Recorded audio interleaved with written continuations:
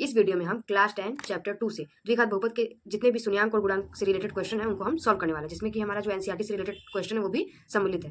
पहला क्वेश्चन है हमारा द्विघात बहुपद x² + 7x + 10 के शून्याङ्क ज्ञात कीजिए। मतलब कि हमें क्या निकालना है, x² + 7x + 10 के शून्याङ्क ज्ञात करना है और शून्याङ्क तथा गुणांकों के बीच संबंध की सत्यता की जांच कीजिए। इसमें हम इससे रिलेटेड जितने भी फॉर्मूले हैं उन सबको भी जानेंगे। सबसे पहले हम इसे सॉल्व करते हैं। x² + 7x + 10। सबसे पहले हमें क्या करना है, इसका शून्याङ्क ज्ञात करना है। तो कभी भी द्विघात बहुपद का शून्याङ्क हम कैसे ज्ञात करते हैं, इसका फैक्टर निकाल के। इसका फैक्टर निकालने के लिए हमें क्या करना होगा, 7x को तोड़ना होगा। 7x को हम कैसे तोड़ें कि इंटू करने पे कितना आ जाए, 10 आ जाए। तो कैसे तोड़ेंगे, 5x + 2x इंटू करने पे कितना हो जाएगा, 5 दूनी 10 प्लस क्या हो जाएगा 10। अब हमें कॉमन लेना है, x कॉमन ले लेंगे तो क्या बच जाएगा, x + 5। इसमें से भी कॉमन लेना है तो क्या ले लेंगे, 2। क्या बच जाएगा हमारा, x + 5। अब हमें क्या मिल गया, x + 2 एक ब्रैकेट में, दूसरे ब्रैकेट में x + 5।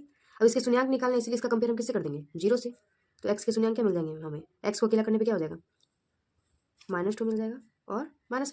हमारा x की वैल्यू कितना मिल गया, -2 और -5। ये हमारे क्या हो गए, शून्याङ्क हो गए। हमें क्या करना था, शून्याङ्क और गुणांकों के बीच संबंध देखना था। तो सबसे पहले हम क्या करेंगे, जो हमारा द्विघात बहुपद है इसमें शून्याङ्क और गुणांकों से संबंधित दो संबंध दिखते हैं हमें, एक अल्फा प्लस बीटा। मैंने आपको बताया कि अल्फा का वैल्यू क्या होता है, पहला वाला अल्फा बन जाता है और दूसरा वाला बीटा। तो अल्फा प्लस बीटा का वैल्यू हो जाता है हमारा -x के गुणांक बटे x² के गुणांक।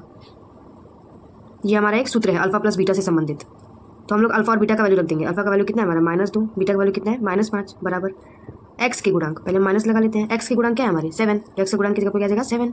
x² का गुणांक, x² के गुणांक में क्या है हमारा, कुछ नहीं है तो 1, इसलिए हम यहाँ पे क्या रख देंगे, 1। अब हम देख सकते हैं, इसको सॉल्व करते हैं, -2 और -5 -7। -7 बराबर क्या हो गया, -7। हम देख सकते हैं हमारा LHS बराबर है हमारे किसके, RHS के। एक और फॉर्मूला होता है हमारा अल्फा इंटू बीटा का, जिसका फॉर्मूला क्या है, अचर पद बटे x² के गुणांक। ये सब सिर्फ किसके लिए फॉलो होता है, द्विघात बहुपद के लिए। तो हम लोग क्या करेंगे, पहले अल्फा का वैल्यू रख देंगे। अल्फा का वैल्यू कितना है हमारा, -2।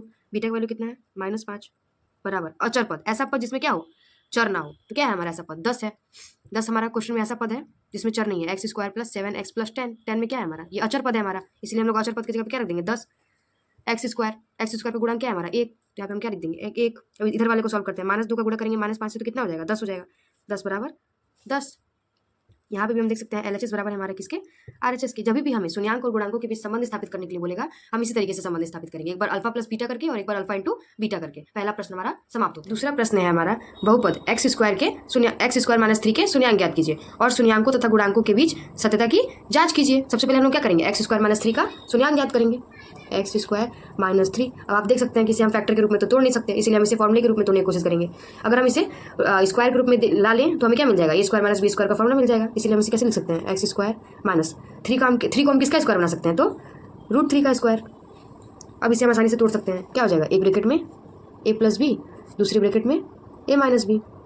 अब इसका कंपेयर हम किससे कर देंगे, 0 से। तो हमें क्या मिल जाएगा, एक बार माइनस में √3, एक बार प्लस में √3। ये हो गया हमारे क्या, x के शून्य अल्फा, दूसरा हमारा बीटा। इसमें भी हमें क्या करना है, शून्याङ्कों तथा गुणांकों के बीच सत्यता की जांच करनी है, मतलब दिखाना है कि LHS और RHS बराबर है कि नहीं, गुणांक और शून्याङ्क बराबर है कि नहीं। सबसे पहले हम क्या करेंगे, अल्फा प्लस बीटा का वैल्यू निकालेंगे।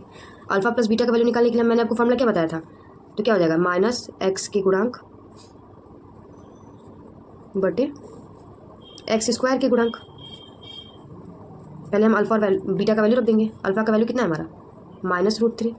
बीटा का वैल्यू कितना है हमारा, प्लस में √3 बराबर -x के गुणांक। तो x तो यहाँ पे है ही नहीं, तो x के गुणांक की जगह पे हमारा क्या हो जाएगा, 0। मतलब कि हमारा x का गुणांक क्या रहा होगा, 0, इसलिए उसने x को क्या कर दिया, 0। अब नीचे क्या हमारा x² के गुणांक, x² के इंटू में कुछ नहीं तो क्या है 1, तो इसका क्या लिख लेंगे 1। अब हम सॉल्व करते हैं, -√3 + √3 कट के क्या आ जाएगा, 0 बराबर 0/1 मतलब 0। हम देख सकते हैं कि हमारा LHS बराबर है RHS के। अब हम क्या निकालेंगे, अल्फा इंटू बीटा निकालेंगे। अल्फा इंटू बीटा के लिए क्या फॉर्मूला था हमारा, अचर पद बटे x² के गुणांक।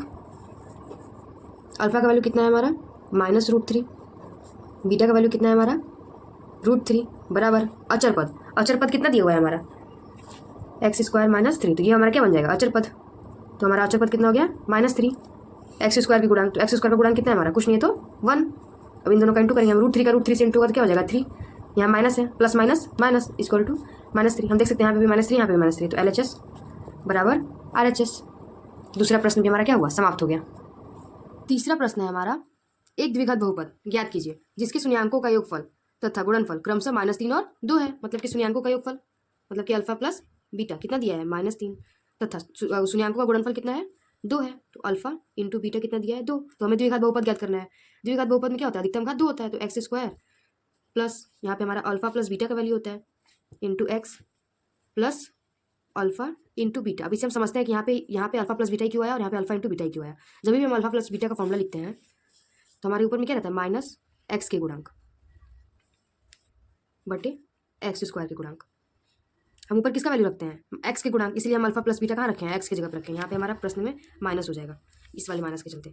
अब अल्फा इंटू बीटा वाली फॉर्मूले में हम क्या करते हैं, यहाँ पे हम क्या रखते हैं, अचर पद बटे एक्स स्क्वायर के गुणांक, इसलिए हमने इसे अचर पद के स्थान पर रखा है। अब हम इसका वैल्यू रख देंगे x square minus alpha plus beta का वैल्यू कितना है, -3, यहाँ पे एक्स है तो एक्स हो जाएगा, प्लस अल्फा इंटू बीटा का वैल्यू कितना है 2, एक्स स्क्वायर माइनस माइनस क्या हो जाएगा हमारा +3x + 2। अब हमें क्या मिल गया, ये द्विघात बहुपद मिल गया।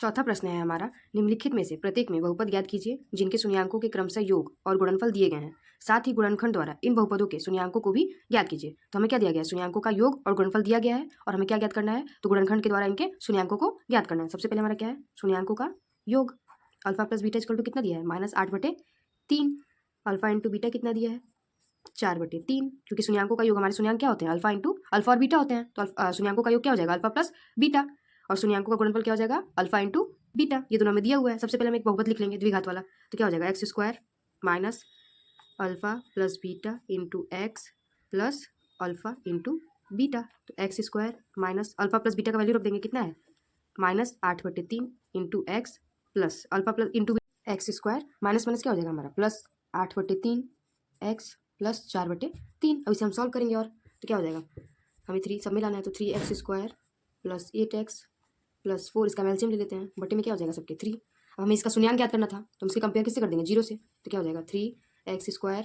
Plus 8x plus 4 equal to, जो 3 बटे में है उधर जाएगा तो तुम चला जाएगा, तो 0 × 3 0 हो जाएगा हमारा। तो क्या मिल गया हमें, 3x² plus 8x plus 4 equal to 0। अब इसका हमें क्या निकालना है, गुणनखंड निकालना है, क्योंकि हमें इसका शून्यांक निकालना है।